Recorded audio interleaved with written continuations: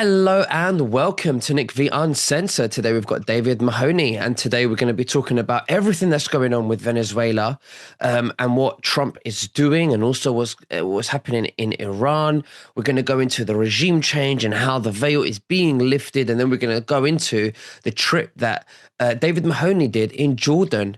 Oh He yeah. says he accessed the Akashic records. David, hmm thank you so much for joining me. How you been? Oh man. I mean, where do I start, Nick? I've been busy. I tried to get hold of you while I was in Jordan, but the problem with the Middle East is they restrict a lot of the apps that we use there. WhatsApp, for example, which we would normally do video conferencing on, you couldn't do it. You could just use it for voice messages and normal text messages, Nick. But Jordan was an absolutely amazing place. Nobody there because they're all terrified to go because of the threat that Israel is under at the moment. They're all paranoid they're going to be all attacked and blown out of the sky. But the people were amazing. The environment that we were in was absolutely stunning.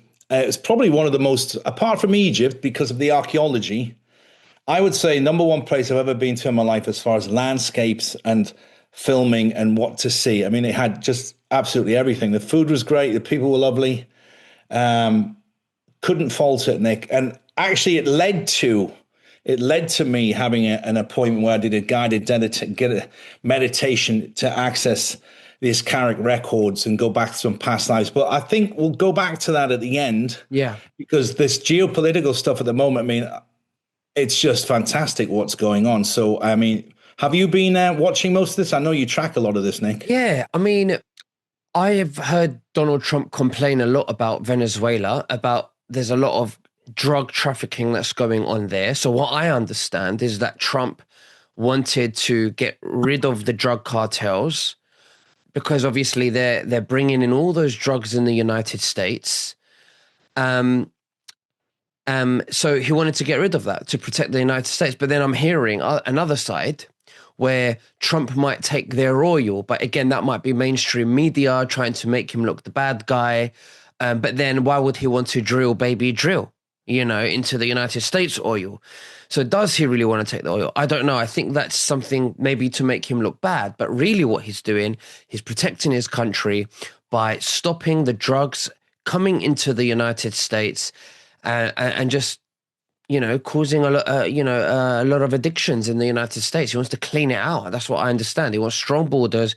He wants to clean it out. And the other thing I want to say about Venezuela is that I think that we're going to release a lot of prisoners out of Venezuela into into the United States as well, because Venezuela doesn't want them. So, but Donald Trump doesn't even want them, and not even the United States want them. So that's what I heard.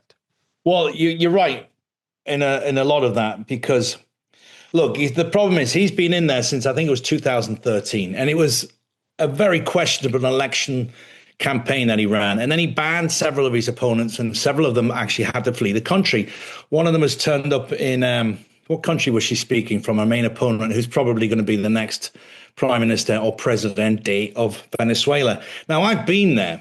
I know the country. I haven't been there for a long time, but I still maintain an interest in it because it's one of the countries. I lived off the coast on an island there called Aruba years ago. Now, also, Venezuelans here, there's a lot of Venezuelans in Spain because they get preferential immigration treatment because of the dictative regime there. Now, I think it goes without question that this guy was put into place because he's head of a narco operation, and you cannot imagine how powerful these gangs are. For example, Mexico, they've just had this woman get in place with a new German name, but she is an absolute puppet of the narco gangs, and they're absolutely ruining their lives because not only is it just providing narcotics to people, it's what goes with it, Nick. It's the decapitations, the brutality, the human trafficking, the sex trafficking. It's everything that goes with it. And then, of course, you've got all this illicit funding that comes back across the border, which they can just continue getting bigger and bigger and stronger and stronger. Now, a lot of these gangs are stretching out from, particularly in this area, you've got Colombia, Venezuela, you've got the bordering countries of Peru, all the way up through the Amazon, in Brazil as well. All of these countries all have a supply chain route that goes up finally to Mexico and across the border.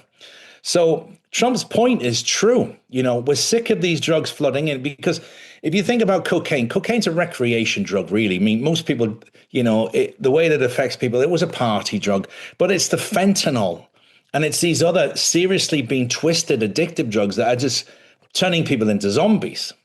Now, the question remains here, there is a market in place because people use it, they consume it, but it's a highly addictive product and you need to cut people off from it. So the problem is if you cut the supply, you've still got the demand. So then people's demand goes up for it. So you've got to have something in place to treat these people, which is what they did with heroin. When people were coming off heroin, they put them on a support drug, which was controlled by the government. And they were using that instead to try and get them down off it. So I think Trump's long-term health goal is let's eliminate all this illegal narcotic activity because it's not just the end result person who's either sniffing or smoking it. It's all of the shit that goes along with it as well, Nick. It's the trafficking, the misery, the deaths and murders, the kidnapping and the tortures as the narco gangs can try to keep control of the whole operation. So, but the knock-on effect of this has been quite interesting because let's get to the cheese here, Nick, and that is Trump's military operation that he put into place a couple of days ago is seriously impressive.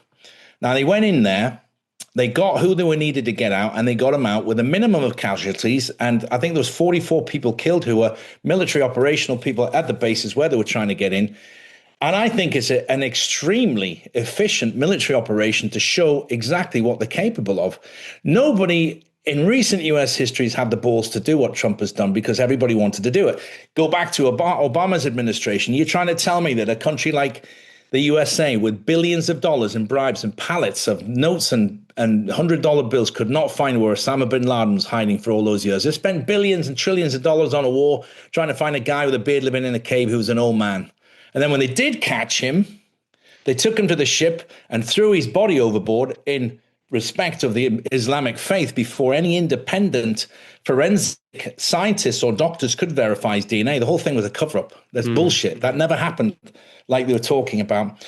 So what Trump has done, I think, is amazing. He's taken out, and he was warned, we're going to do it, we're going to do it, we're going to do it.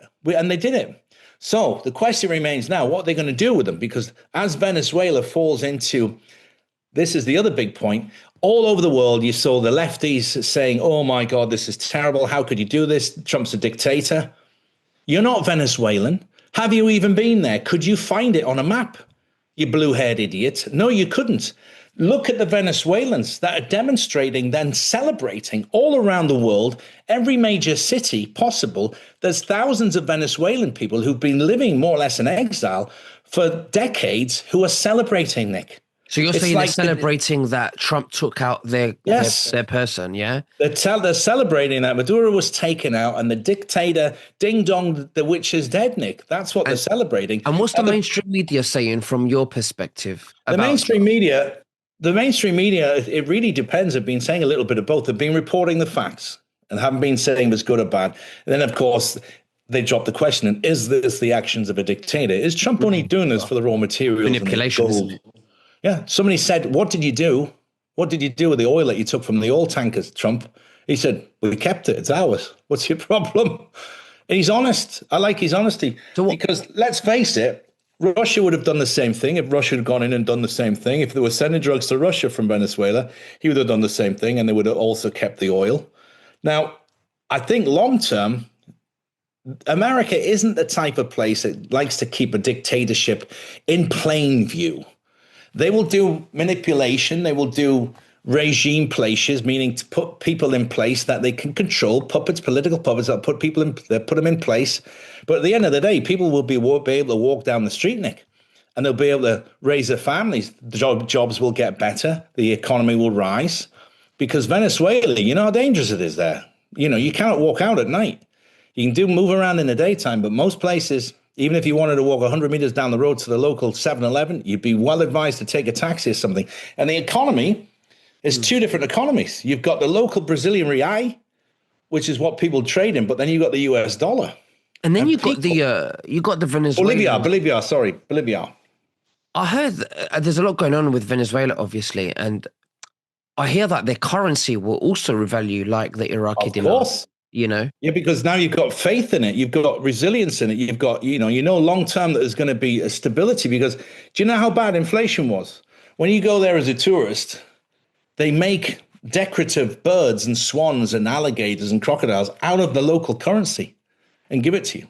That's how valueless the currency is. You'll buy a little gift made out of paper, like origami style. It'll be a swan or a bird or something. It's made out of paper, but the paper is currency. That's how valueless the currency is. And it is a vast, vast, vast country, huge country full of oil, petroleum, minerals, gold, silver, platinum, you name it. But all they've ever been doing is whatever regime has gone back in there, all they've been doing is transferring it all out to the Swiss accounts and foreign accounts and just getting ready for the day when the election ends and they slip into retirement, mate. The people are starving. They have to go to Colombia and other neighboring countries just to get basic medicines like paracetamol and painkillers and nappies and basic diabetes medicine. You can't get it in Venezuela because the people control it. The dictatorship controls it. It's a terrible place of suffering. And now that this is there, I really pray that these people are going to come out of this. And that's why they're celebrating all around the world. So as much as Trump is saying, oh, he's a terrible man for doing that, he's going to free the people, buddy. Let's see what he does with it. Absolutely. Well, it's very interesting to see that. So what's happening with Iran?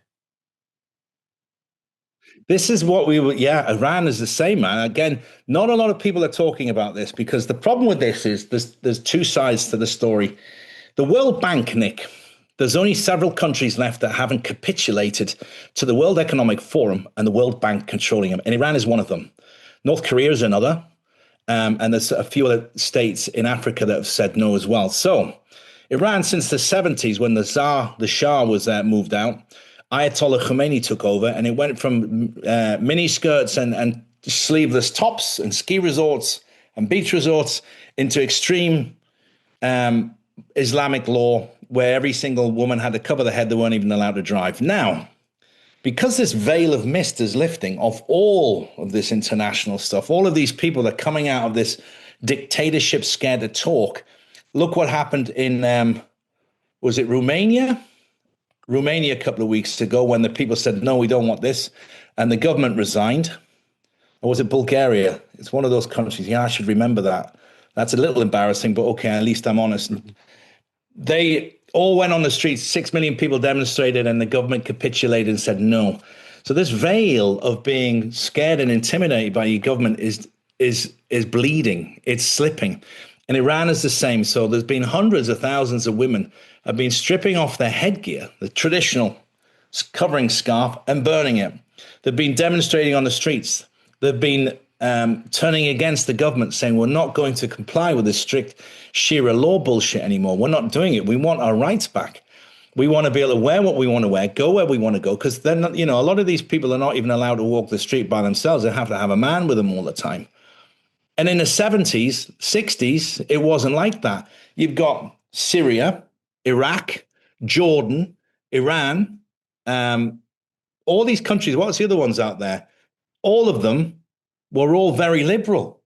They were very westernized. They weren't on. All of a sudden, this huge Islamic influence came in and said, right, you lot, we're shutting you all down, but it's slipping. The people are rebelling and pushing back. Yeah. Mostly women, funny enough, mostly women.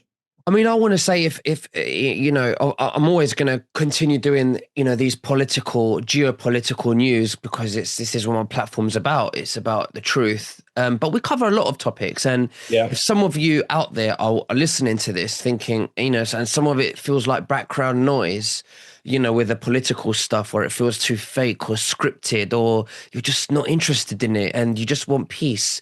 It's because the veil's thinning and you are normal. It's normal for souls to feel like this right now.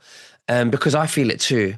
I'm still interested in it. But I'm kind of like looking over, at the back, like in the background to see what's going on.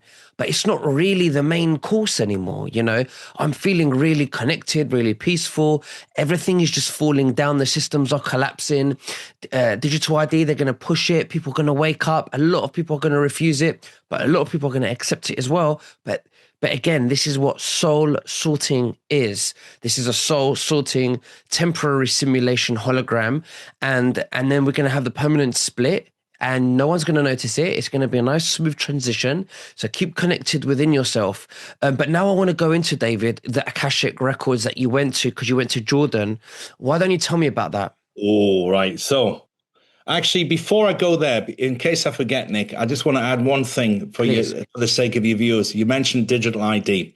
Okay, so I've got a girl or a woman that's called Bianca or Blanca. I think Blanca. She sends me these messages a lot, and so thank you. I'll get her real name now. But she's basically sending me information about when you, as a UK passport holder, are going into Europe and they're asking you to scan your digital ID. So they're looking for your fingerprints. Bianca is her name, Bianca Booth. They're asking for your fingerprints and your retinal scan. Yeah, eyes and fingers. So what happens is you go to the machine, you put your fingers on the machine, and then you can. It says, "Do you agree? Do you come?" And if you hit no, it sends you to an old-fashioned guy who looks at your passport and stamps it. So the non-compliance, Nick, is what triggered this particular story I wanted to share. You don't have to do it. It's the way that they present it. People assume that you have to comply. But if you say, no, I don't want to do this, I'm not going to comply and give you all my access to my ID, my digital ID, I want to do it the old school way. They'll make it all more awkward. It might be 15-minute wait, but you've got to push back. So if you are traveling from the USA to Europe or from the UK to Europe, and when you land, say, push the button, no, I don't comply. I'm not giving you all my bleeding biometric data because they've got your fingerprints, a copy of your signature, and your retinal scan. I mean, if that gets hacked or anything, potentially, they could take everything away from you, getting your bank accounts and your savings. They could forge the documents on selling your home. It's so dangerous. And we don't tell me that these things are secure because every single year, some other large company gets hacked by some clever 16-year-old kid in his basement in Lithuania somewhere. And all that data goes off into the ether and nobody ever sees it again. So you can deny it and say no, but you've got to enforce it. Stand strong in your sovereignty and say, kiss my ass, I'm not going to do it. So just remember that, guys. That's for US people and European people that are not affected by this because we don't have to. Well, I have two passports, so I don't have to do it. But it's good to know. Right. Back into Jordan, Nick. Okay, so Jordan's been on my bucket list for many years. And I got it. My son was in Egypt as he travels around and he's always jumping about. He said, hey, we haven't done a trip. Let's have a few days. I've got something interesting for you. But it's very bizarre, Nick, because I was told that I have to be in Egypt on December the 15th, between the 15th, 16th, 17th, somewhere around that, to anchor in an energy portal that's going to receive something. Now I was like, okay, this is a couple of weeks after I was in Hong Kong. I was like, what exactly do you mean? I said, don't worry about it. Just do this. So I had to go back to Egypt, fourth time I've been there, and put in an energy grid. So for something that's going to happen, and they didn't really tell me exactly what, they just said, do that. You have to go there. I had to bring a special item that I've got, which is a very large silver coin. It's 1 ounce. No, it's bigger than that. How much is it? It's got Anubis on it, and Anubis is the Egyptian god of the underworld, the shadows. So when you die in Egyptian mythology, he would escort you to the point where your heart would be weighed, and if your heart weighed the same as a feather, you'd be allowed to pass into the afterlife. But if it didn't, you didn't go. So this means by the time you die, you have to clear all of your heart of hatred and vengeance and anger and spite and venom and being angry in general. You have to clear it all and have nothing but love in there. So when you eventually get escorted by Anubis to the weighing station of the scales, you can pass into the afterlife. But the coin also was respective of the Greek tradition, which was paying the ferryman to escort your soul across the ferry because you'd have to pay the ferryman. So the Greek paradise is called Hades. So they said, bring your coin that you've got with Anubis on it. I should have brought it out to show you, actually. We'll put it on pause in a second and I'll show you. And then that's for the ferryman. But you've got to anchor in an energy grid portal for something that we need. We're not sure, but they didn't tell me when. I thought it was going to happen straight away, but I don't think anything has happened straight away. So I said, that's really bizarre because I knew that. And then my son said, hey, why don't we go to Egypt? And I was like, that was laughing. There's my excuse. Because I would have probably said, no, it's too close to Christmas. So we'll go to Egypt. I get that done on day one. Everything went smooth with that. They said, great, off you go. And then we drove north and took a ferry from Egypt into Jordan. So we were sailing right up the Red Sea. We got Saudi Arabia on one side, Jordan in front, and we've got Egypt on the other side of us. So we went through all that chaos getting off the boat. But I arranged with a tour company. I said, okay, I want to do a certain few things. And they said, yeah, no problem. And they sent me the best people. So we were drivers. And then I got this archaeologist in Petra, Nick, who just filmed a show with Joanna Lumley and was the personal guide to the president of Poland. And this guy, Mahoney is his name. If you're watching Mahoney, outstanding job, brother.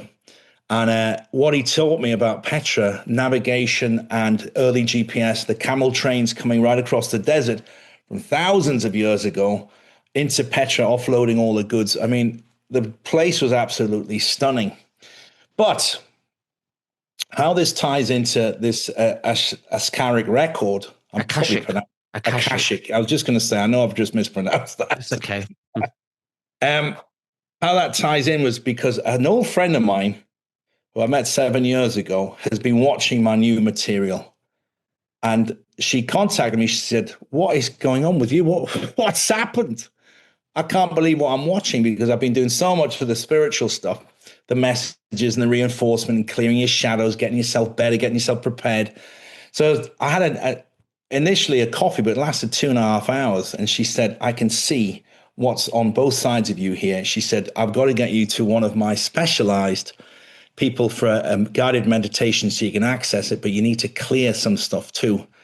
So I said, I love the sound of that. It's a skill I don't have. I'm really interested in doing it. So basically, it was a guided meditation where they take you in, and I found out a lot of things about me. For example, a lot of people watching my stuff hate me. She says, you have so many people that are jealous and they get really enraged by how relaxed and how good you do it and what you're doing, the places you're going. And it just seems that you're so relaxed and having a great time, but you're filming in places like Egypt and Jordan and Hong Kong 1 minute and, Cambodia last year. And it infuriates people, but they can't stop watching it because it's so good. So they're in conflict with each other. And I said, well, that's, what can I do? I can't, my stuff is free. I don't charge anybody for it. Then I had 2 really dark spells over me, Nick. This was pretty grim. One was a sabotage spell, trying to sabotage my work, sabotage my life, sabotage my businesses, which didn't work. Then I had a general dark place. She said black magic. So we found out who placed them. We know who it is. I said that it's probably this person or this person. Yes. So we had to go in and clear that. And that was really interesting because she says, do you not feel there's like a pressure on your shoulders all the time? I said, yeah, I do. Often I get that pushing me over and I have to straighten up. So we broke those, sent that back, cleared that, and then we started talking about past lives. Now, a lot of that is very personal, but the stuff she was telling me, I was laughing about it because I was like, yeah, that explains why I'm going there. For example, Roman stuff and Egyptian stuff. And now I felt a lot of this, but she said, I said, what can I expect? What can I expect? She says, well, some people see it and some people feel it. It depends what a good meditator you are. I said, I'm non-existent. I can't do it. So this was just a very mild one. I'm absolutely conscious. I remember my face was itchy and, it wasn't, I was out of it and astral traveling, but it was the ceremony, because then what happens is she said, look, you have a lot of karmic contracts that are still open. So basically, when you have an incarnation, you finish it. And if you don't do it properly, you got to go back and do it again. And she said, you have a lot of people, or that it's the same person. Well, that could be the false light. Yeah. Well, actually, I won't share that as personal. Absolutely, we're talking about that walking towards the light when you think, that's where you're supposed to go, but it isn't, because they keep recycling this energy, which we talked about. But it basically said, this is where you've been. This is what's a recurring pattern in all of your past histories. Is this something you're experiencing in your current life? I was like, oh my God, you're spot on. This is exactly the same bullshit. She's saying this happened. this happened, this happened. I can't say too much. It's just too personal, and I'll get accused of I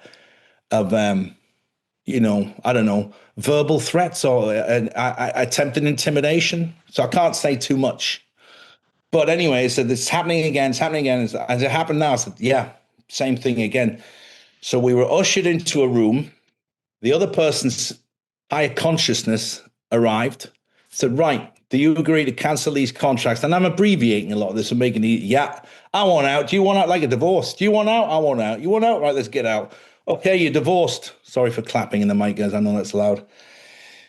And then you come back out. You do the same. You close the doors, turn around, thank you. Off you go. You come back out of it.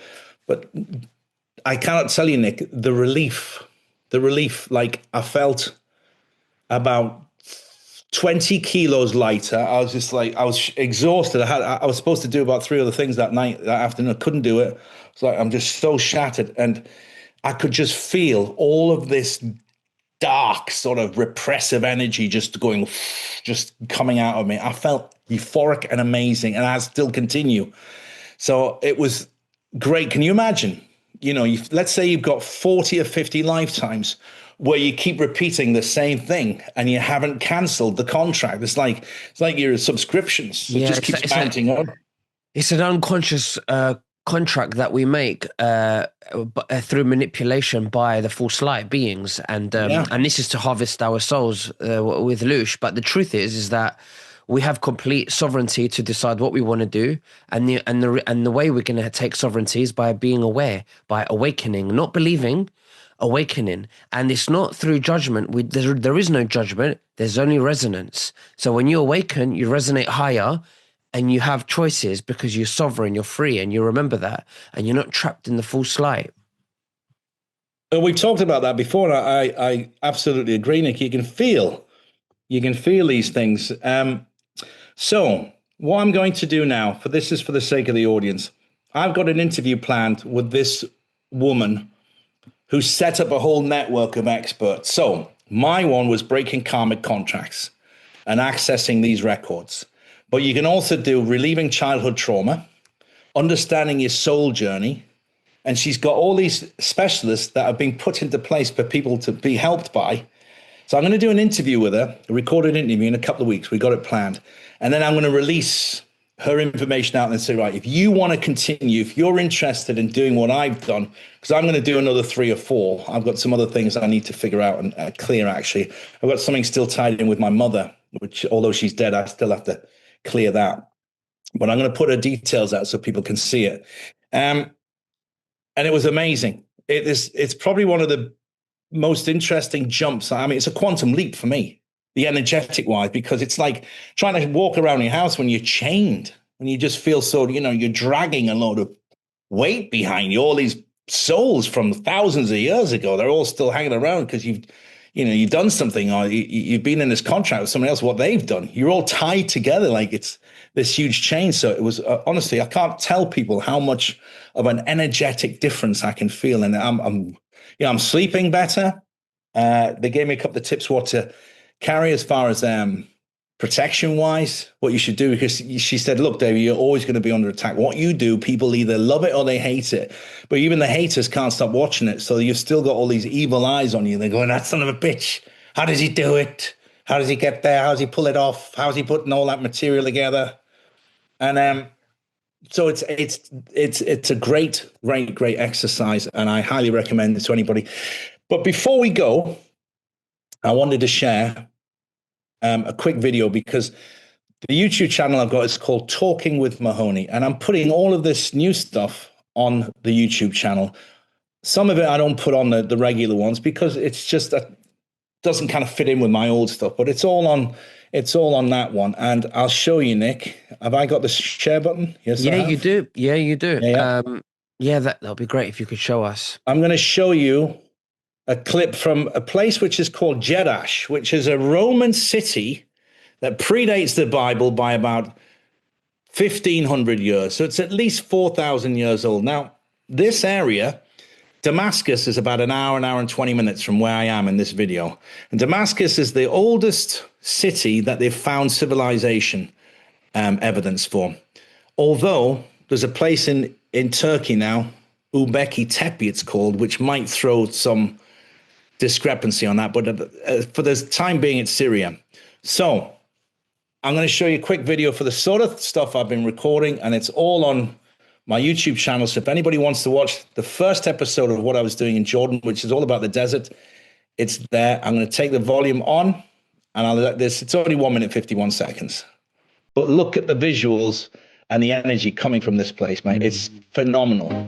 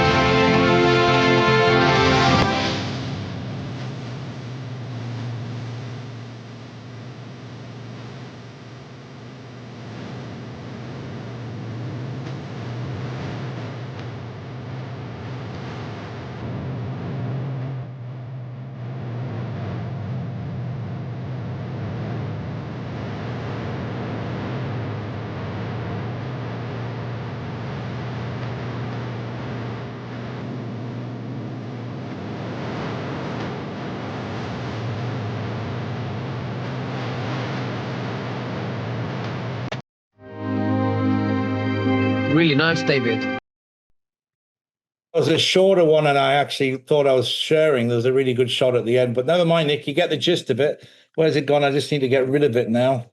Yep, really good. I can see you. Yes, and I just wanted to let everyone know as well that if you're looking for foreign currencies, the Iraqi dinar, Venezuela, and the Vietnamese dong, I'm going to leave the link below in the description as well. But David, thank you very much for sharing everything with us today, and we'll catch up soon, okay? Very soon, Nick. Thanks for jumping in. Take care. Bye-bye.